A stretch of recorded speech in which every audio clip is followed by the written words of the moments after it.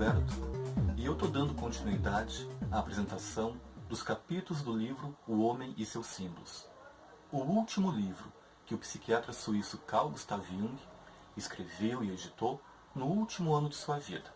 E eu estou usando essa edição aqui, a segunda edição, lançada em 2008 pela editora Nova Fronteira. E no capítulo de hoje, eu vou apresentar para vocês o penúltimo capítulo, escrito pela Yolande Jacobi, chamado Símbolos de uma Análise Individual. Como John Freeman explica lá na introdução do livro, é um espaço muito pequeno para você fazer toda uma análise de um indivíduo e de uma pessoa, um capítulo de um artigo. No entanto, é interessante a leitura desse capítulo porque ele apresenta alguns dos modos, alguns dos métodos que o terapeuta junguiano usa para tratar o seu paciente. Nesse caso específico, a Yolanda apresenta basicamente a leitura dos sonhos, a interpretação dos sonhos que o paciente traz. A Yolande Jacobi intitulou seu artigo de Símbolos de uma Análise Individual. E ela subdividiu ele em o começo da análise, o primeiro sonho, o medo do inconsciente, o santo e a prostituta, evolução da análise, o sonho do oráculo, confronto com o irracional e o sonho final. Quem é o paciente? Quem é o sujeito que Yolande Jacobi tratou? Aqui ela dá o nome fictício de Henri e é um jovem de 25 anos, formado em engenharia, que está de casamento marcado. No entanto, ele está imbuído de dúvidas se deve ou não se casar, se deve ou não assumir um compromisso com a sua noiva.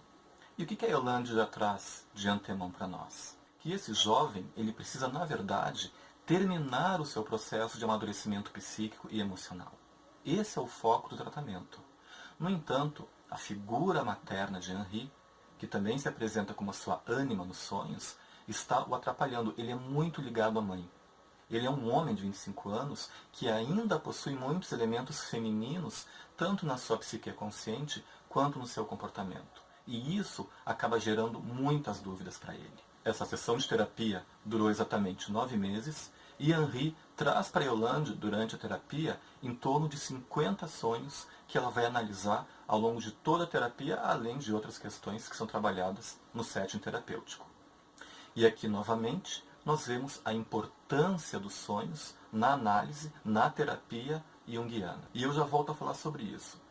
Só um detalhe que eu quero chamar a atenção é que a Yolande Jacobi nos lembra que é um equívoco pensar que a psicologia de Jung se destina ao tratamento somente de pessoas da meia idade. Não, não é assim, gente. A psicologia de Jung, ela pode ser usada para tratar adultos, adolescentes e crianças, e também pessoas mais longevas. Os sonhos que Henri vai tendo tratam essencialmente de seu amadurecimento emocional, do seu amadurecimento psíquico e do desenvolvimento psíquico de sua masculinidade. Os sonhos todos trabalham um foco muito importante para Henri, desvencilhar-se da figura materna para assumir-se por inteiro como um homem na sua sociedade e conseguir assumir as suas responsabilidades enquanto homem, enquanto esposo, enquanto cidadão.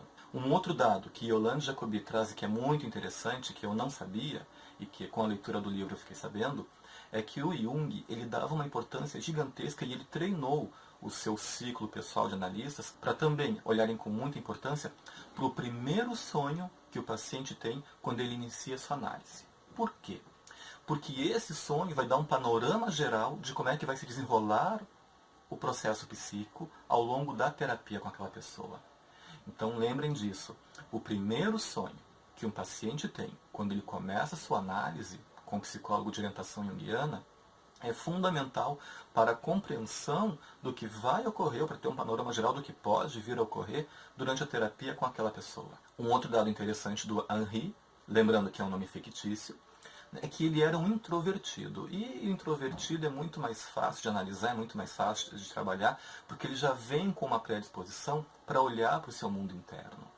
Ele já sentia essa necessidade de compreender-se como pessoa, compreender esse momento, e o próprio paciente já sentia que alguma coisa diferente estava acontecendo, onde ele precisava desse momento, dessa terapia, para poder se entender, se ajudar e conseguir assumir ou não as suas responsabilidades. O que será que aconteceu com ele? Um outro fator muito interessante é que Henri ele era formado em engenharia. Desse modo, mesmo sendo introvertido, ele tinha um pensamento muito racional, muito lógico. E, de algum modo, ele negava as estruturas inconscientes, psíquicas e internas. Então, os sonhos que ele tinha também exigiam que ele olhasse um pouco mais para o seu interior, para a subjetividade, e deixasse um pouco o pensamento racional de lado. Na verdade, ele tinha que atingir um equilíbrio entre o racional e o emocional, entre o objetivo e o subjetivo. E ele não estava sozinho conseguindo fazer isso. Em um dos sonhos, esse jovem, ele ouve uma voz dando para ele uma orientação no sonho, uma voz que vinha de lugar nenhum. E aqui um outro fator muito interessante, que eu também não sabia, é que o Jung, segundo a Yolande Jacobi, nos fala que quando uma pessoa ouve uma voz nos sonhos, uma voz vinda do nada, sem identificação, Jung considera que essa voz é do próprio self. Então tudo tem que ser parado para se observar o que essa voz está dizendo e deve ser seguido à risca. É algo muito interessante.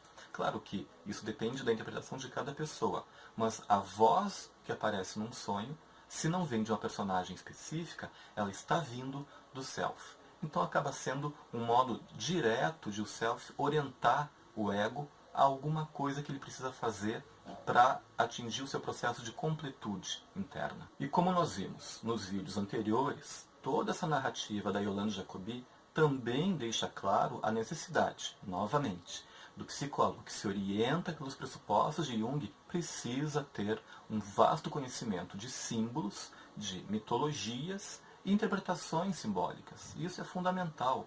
E a Yolande fala outra coisa muito interessante. Mesmo que você conheça todos os significados que uma espada, por exemplo, o símbolo da espada pode ter, você tem que lembrar que, mesmo que uma espada apareça para 30 pessoas diferentes, essa espada pode ter 30 significados diferentes para aquelas pessoas.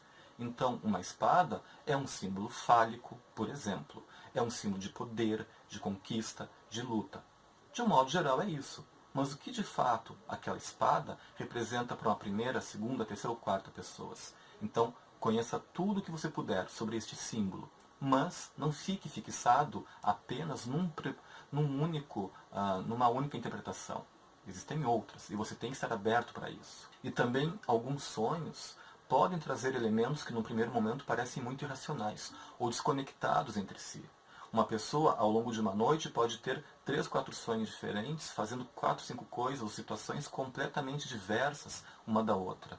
No entanto, se você analisar com muita calma, você vai ver que existe uma linha que conecta esses sonhos e dão uma única e mesma mensagem, ou mensagens no mínimo semelhantes para o sonhador. A Yolande Jacobi também nos conta que, conforme a terapia vai ocorrendo, Henri vai se dando conta da sua dualidade e do seu sofrimento psíquico e moral, e da enorme dicotomia que ele vai vivendo entre o que a sociedade quer e as suas questões internas. E ele vai se dando conta do seu conflito, que não é só moral, é também sexual. Ele não consegue entregar-se por inteiro ao sexo oposto.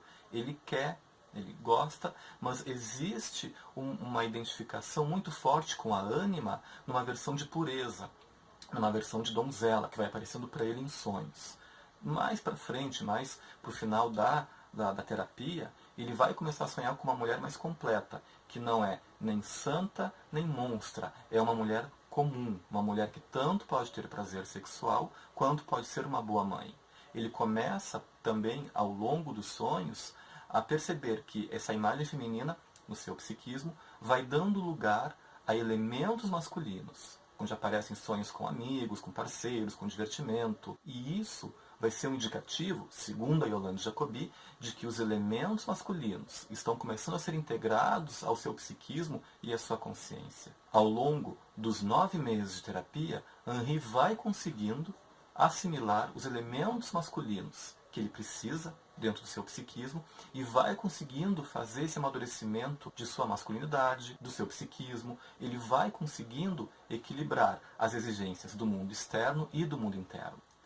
Mais para o final da terapia, Henri vai tendo um momento de crise, pois ele começa a se dar conta dos seus elementos subjetivos e isso gera um grande conflito. Ele passa em torno de 1 mês sem aparecer na terapia, tendo sonhos muito significativos que ele vai conseguindo se dar conta, ele vai conseguindo analisar, e depois de um mês ele volta para a terapia, e aí Yolande Jacobi espera ele pacientemente para dar continuidade, e aí ela ajuda ele a compreender que todo aquele conflito surge por causa da sua negação desse mundo interno que não é racional. Ele é totalmente irracional, ele é experiência pura.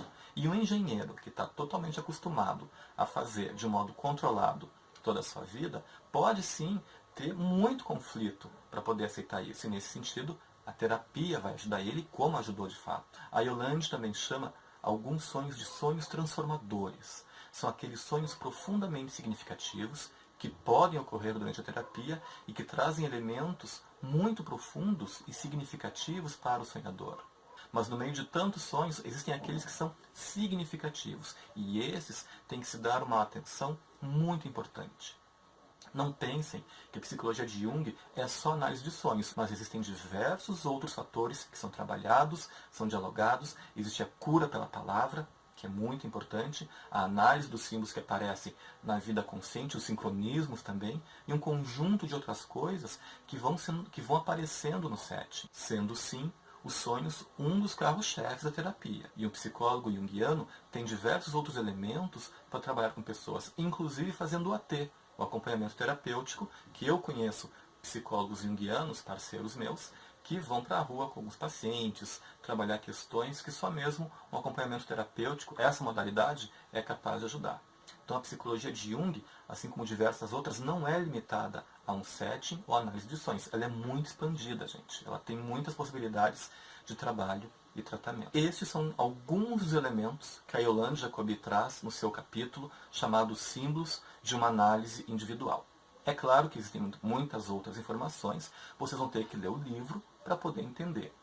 Eu confesso que de todos os capítulos que eu li até agora, esse é o que mais me chamou a atenção. Mesmo Jung foi muito bom, enfim, diversos outros, mas esse aqui mostra a prática da psicoterapia junguiana. Para quem não está acostumado, quer dizer, não mostra a prática por inteiro, mostra apenas um pequeno fragmento que a Yolande traz aqui. Mas é legal porque já dá uma ideia para nós. O nosso próximo vídeo vai ser o último dessa série, porque vai tratar do capítulo Conclusão, a Ciência e o Inconsciente, escrito por Marie-Louise Onfrance. E aí a gente encerra essa série de vídeos onde eu apresento para vocês o livro O Homem e seus Símbolos, de Carl Jung. Espero que tenham gostado e até lá!